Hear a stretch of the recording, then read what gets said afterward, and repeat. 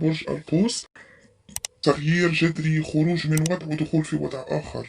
هو في خروج من وضع سلبي، يعني شايفة إنه خروج من شيء سلبي ودخول في شيء إيجابي يا برج القوس. أنا شايفة إنه في ارتباط لكثير منكم في هذه الفترة. وبالرغم أني شايف إنه كثير منكم شايف في إنه قصص يعني أموال، حابين إنكم تتحصلوا على فلوس حتى يعني تقوموا بشيء عنده نهاية مادية. أنا شايفة إنه هنا يعني عندكم فلوس في الطريق، هنا طاقة إيجابية. كل هذه يعني القراءة تبعكم كلها طاقة إيجابية يا برج القوس. يعني شايفة إنه في فلوس.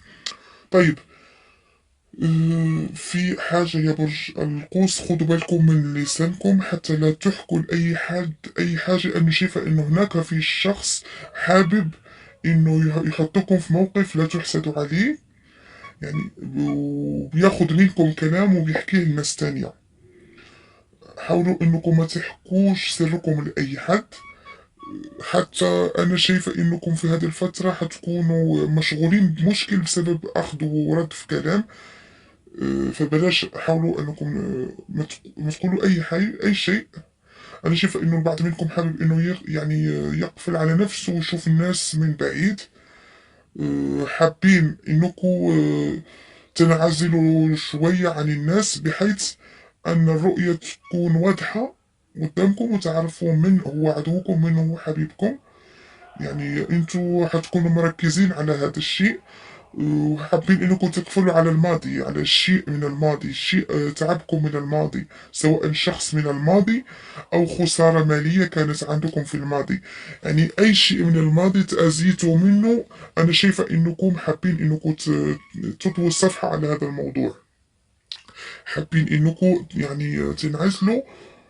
وشايفة بصراحة انه كانت عندكم في خيانات كثيرة بصراحة، سواء خيانة زوجية أو خيانة شريك أو خيانات في كلام وتشويه للسمعة أو خيانة سرقة أو حد سرقكم أو خانكم.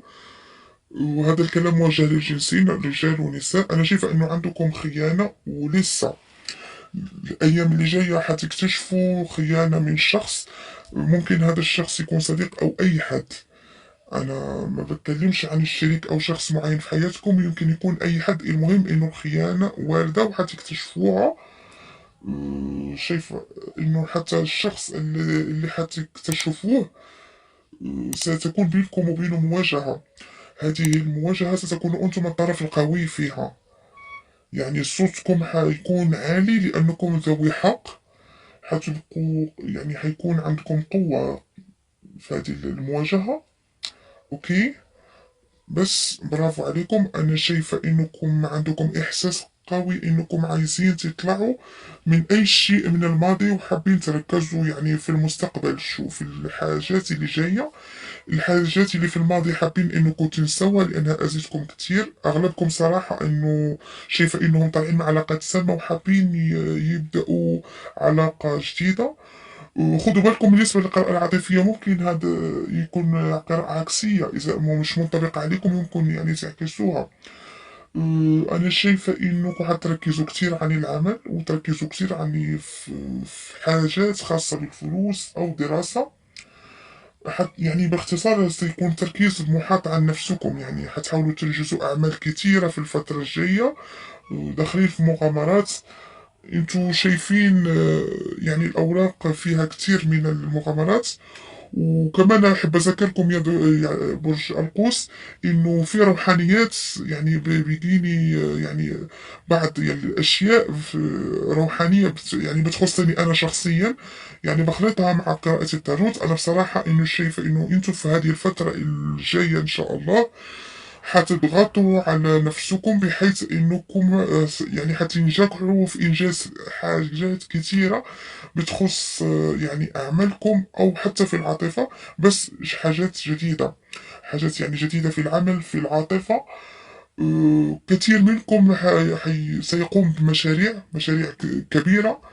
مركزين على قصة بيع عقار ممكن، أو فلوس جاياكم من ورث، أو في مشروع يعني انتوا شايفين إنه حيكون عنده ربح كتير معاكم. شايفة إنه في ناس منكم حابة إنها تعمل إقامة في بلد تانية. وهذا حتركزوا على الموضوع، وشايفة إنه هذا الموضوع حيكون لصالحكم، يعني على خير. يعني انتم اللي حابينه في هذا الموضوع حيكون لصالحكم، يعني النتيجة حتكون لصالحكم. يمكن سفر، يمكن أوراق إقامة، أو شيء من هذا القبيل. المهم النهاية لصالحكم. بس أنا شايفة إنكم حابين تحرروا من القيود، مش حابين إنكم تبقوا مقيدين. حتحاولوا تركزوا على نفسكم، على الرفاهية، على التجديد في مظهركم. يعني يا صاحب برج القوس، سواء كنت راجل أو مرأة، فأنت راح يعني تكون شوية يعني تركز على نفسك، وحتصرف فلوس. حابب إنك تغير من شكلك، حابب إنك تدلع نفسك.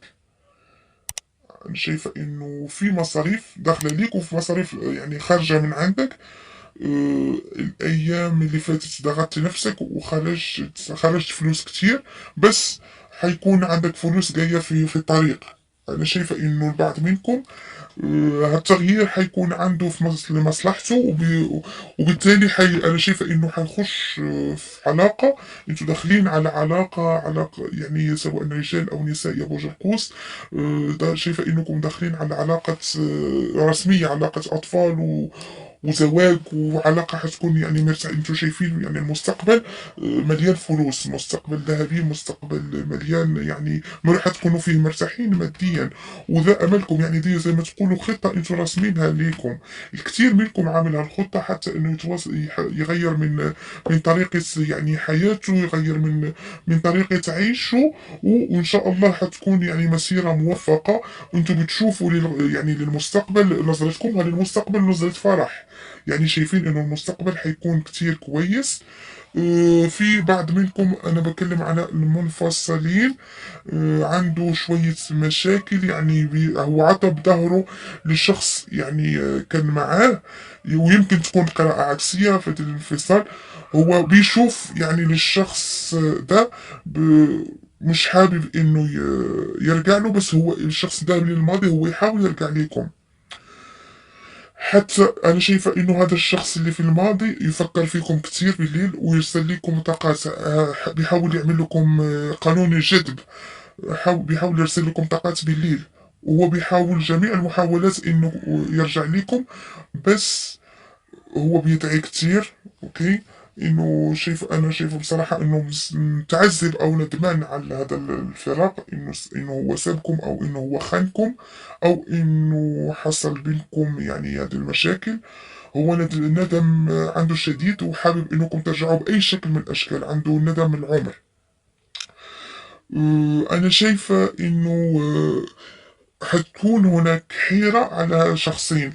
شخص من الماضي اللي حابب يرجع لكم، وشخص جديد.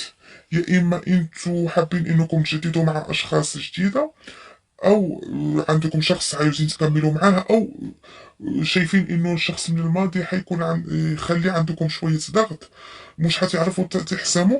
بس في النهاية أنا شايفة إنه حتختاروا القرار الصح، والقرار اللي أنت حتختاره حيكون قرار في صفك، وهو اللي فيه مصلحتك. يعني حيكون قرار إيجابي بالنسبة لك. ممكن الشخص من هذا الماضي يكون معك، تحصل بينه مواجهة، أو تشد معاه في الكلام. يعني حتكون مواجهة شوية عنيفة من جهتك. يعني راح تعنفه، أو حيسمع منك كلام يعني كتير قاسي. يمكن هو كان شخص خاين أو شخص غدار، بس أنت حتكون قاسي شوية معاه. أنا شايفة إنه في فلوس جاياك على 4 أو 5 دفعات. هناك يعني مبلغ مادي حيجيك على أجزاء، يا إما من أماكن مختلفة. المهم حتيجي على مراحل مختلفة ومتعددة. وأنا شايفة إنه هناك يعني حاجة مهمة حتدفع فيها فلوس، إما شراء سيارة أو عقار، أو في شخص حيحب يستلف منك وحتسلف له مبلغ كبير. يعني شايفة إنك حتحط مبلغ كبير في فلوس. أنا شايفة إنه أيضا إنك مرهق، وإنك بتحاول تحارب، وفي قصة هنا محيراك، وقصة تخص يمكن فلوس أو عقار، يمكن حاجة حابب إنك تشتريها، أو في حاجة يعني، بس تكون أنا شايفة إنها تخلص على خير. الحاجة اللي قلقاك يا برج القوس هتكون في، ممكن تكون فلوس كنت حابب إنك تجمعها وتدفعها في شيء، بس المبلغ ما معكش المبلغ كامل. انت حابب انك تدبر حتى يعني تتوصل انك تتحقق مشروعك، بس كن على يقين انك حتنجز يعني هذا المشروع المعلق في الفترة الجاية. انا شايف انه جاياك راحة، راحة من الارهاق ومن من الجري. حاول تهدى يا برج القوس، حاول تاخد نفسك، كون على يقين انك راح ترتاح. شايف ايضا انه في عندك شفاء صحي إن شاء الله. بالنسبة للبعض منكم عنده يعني فترة نقاهة. البعض منكم كان مر في الفترة الأخيرة بظروف صحية مش ولا بد، بس أنا شايفة إنه فترة نقاهة، فترة يعني عدى مرحلة الخطر، وهو يعني في مرحلة كتير كويسة. طيب بالنسبة للكارت اللي بيتردد عندي، شايفة هنا الكارت يعني مرأة عندكم في حياتكم، امرأة كبيرة شوية في السن، حابة إنها هي عندها بتمارس عليكم شوية ضغط، بس ضغط إيجابي. يكون على يقين هذه المرأة ممكن تكون أمكم، أو أختكم كبيرة، أو حد من عائلتكم كبيرة في السن، بس هي عم تسديكم نصائح وبالإلحاح. يمكن مش حابة تخشوا في موضوع أو في شيء، المهم عندكم معها ضغط، شوية ضغط، بس صدقوني حاولوا تاخذوا بنصيحتها. هي بتحبكم كتير، وفي نفس الوقت عندها حكمة. حاولوا تاخذوا كلامها يعني بمحمل من الجد، وتحاولوا تطبقوه.